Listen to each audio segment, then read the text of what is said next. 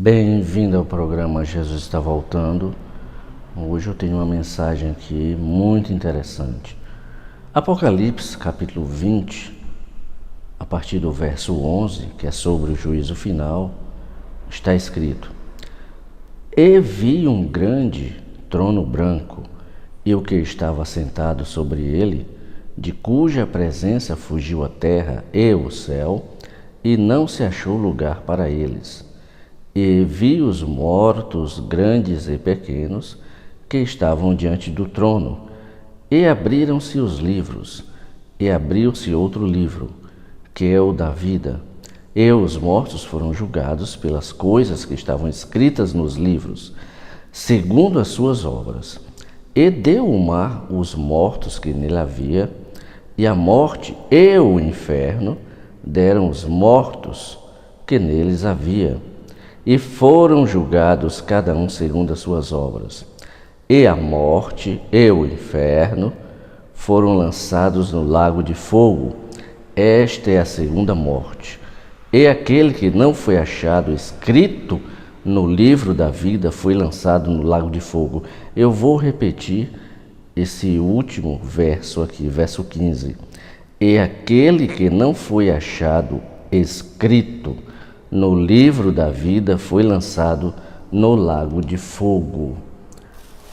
Essa é uma grande verdade e que nós precisamos estar muito atentos. Se nós observarmos o passado, quantas pessoas já não estiveram vivas neste planeta?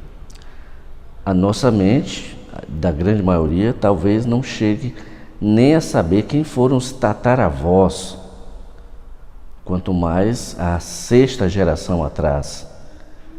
Imagine, desde quando Adão surgiu até os dias de hoje, quantas pessoas já não passaram por este planeta?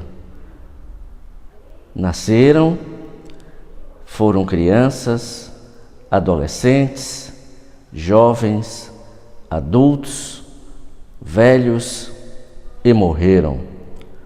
Muitos sonhos foram realizados, talvez alguns foram interrompidos.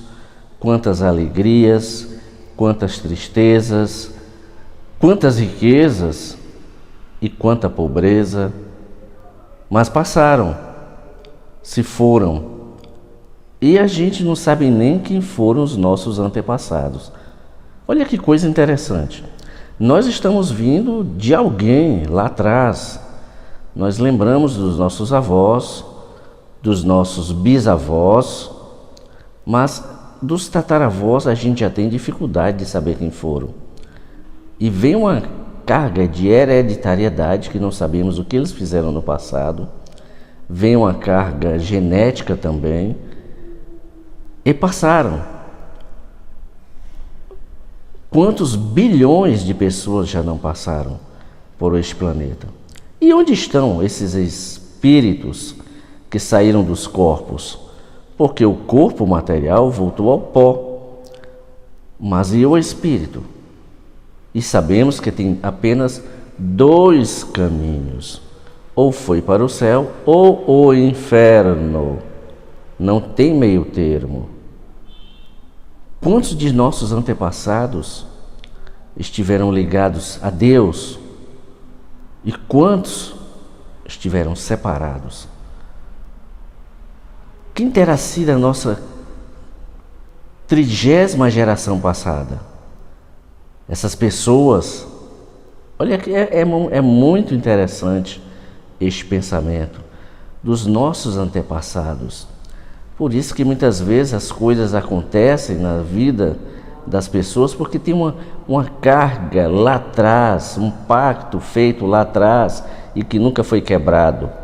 Eu poderia relatar aqui alguns que eu conheço, mas não vou, porque o intuito é refletirmos. Se nós tivéssemos mais 60 anos à frente, que não vamos ter, o arrebatamento está em cima. Será que alguém se lembraria quem fomos? porque teremos netos, bisnetos, talvez trinetos já não nos conheceriam. E aí, as gerações lá na frente saberiam quem nós fomos? Porque nós não sabemos quem foram os nossos. A quarta geração, a gente não sabe mais quem foi. E muitas vezes a terceira geração a gente já também não sabe. Mas que legado nós deixaríamos? Eu estou falando se nós tivéssemos, e que não vamos porque o arrebatamento está em cima. Mas que legado nós estamos deixando?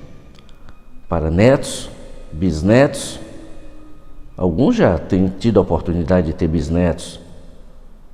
Porque um dia, todos que morreram sem salvação, sem Deus no coração, sem ter confessado a Jesus, estarão presentes no juízo do trono branco. Só lembrando que o juízo do trono branco é para todos que morreram sem salvação. Por isso que fala da segunda morte. A segunda morte é que não tem mais retorno para nada, será jogado no lago de fogo. Então, no juízo do trono branco, todas essas pessoas, esses seres maléficos, ditadores, esses que usurpam o poder, que massacram as populações, quantos ditadores não massacraram seu próprio povo, suas próprias populações? E nós estamos vendo isso na nossa atualidade. Ditadores assumindo o poder de países, tira-se liberdade, tira-se propriedade, tira-se o direito de expressão, tira-se o direito de viver.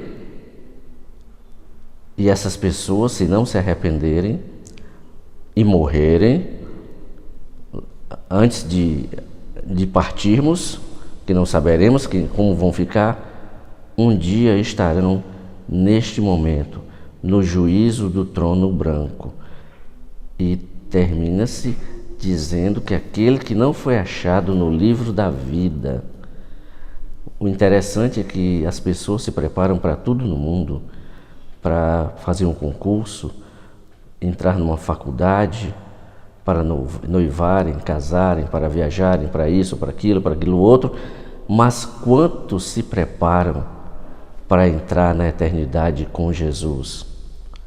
E na nossa atualidade, com tantas igrejas evangélicas, quantos estão com suas vidas preparadas para, naquele grande dia, ouvir o toque da trombeta?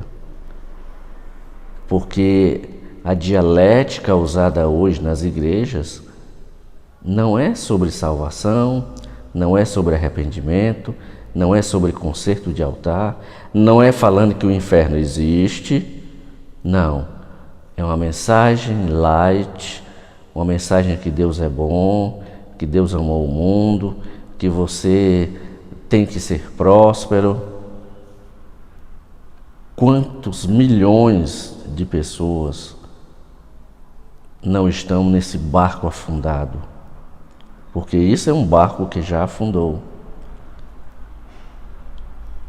E nós precisamos estar atentos a isso nas nossas vidas, porque a palavra do Senhor diz: sem santidade ninguém verá a Deus. Quantas pessoas não estão dentro das igrejas, mas descendo a passos largos para o inferno? Precisamos nos preocupar, porque Paulo já dizia: aquele que pensa que está em pé, cuide para que não caia. Jesus está voltando e nós, a noiva do Cordeiro, não podemos baixar a guarda. A Bíblia também, em Apocalipse, diz: cuidado para que ninguém tome a tua coroa. E o inimigo tem tomado muitas coroas. Você não pode ser um crente em Jesus e defender o que vai contra a palavra. Que história é essa? Eu sou crente e defendo o que é contra a palavra de Deus? Sinto muito, mas a pessoa que conhece a palavra, entre aspas, e defende tudo quanto não presta, ela não vai ouvir o toque da trombeta. Pode jejuar, pode orar, pode morar dentro da igreja, mas com essas atitudes, apoiando, que a Bíblia diz que tanto os que pecam como os que apoiam o pecado estão no mesmo barco.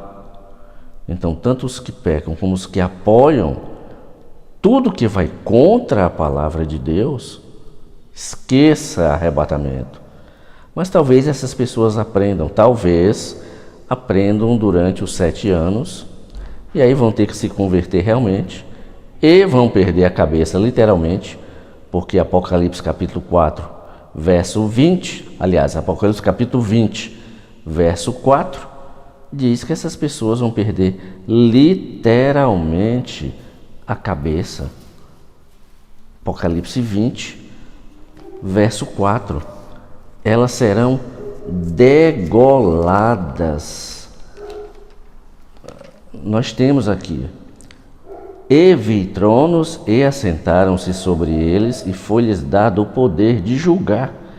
E vi as almas daqueles que foram degolados pelo testemunho de Jesus, pela palavra de Deus, e que não adoraram a besta, nem a sua imagem, e não receberam sinal em suas testas, nem em suas mãos, e viveram e reinaram com Cristo durante 1000 anos.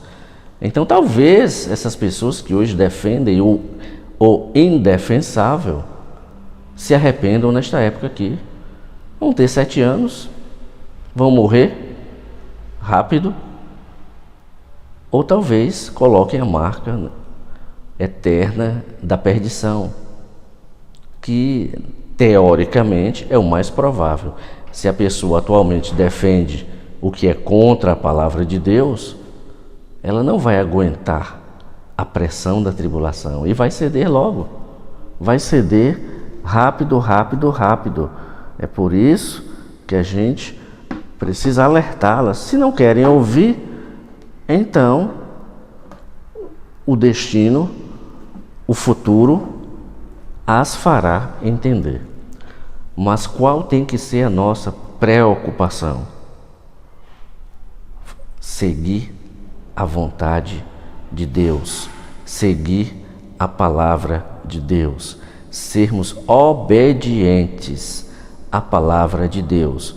Então, cuidado com quem você se alia, cuidado com o que você defende.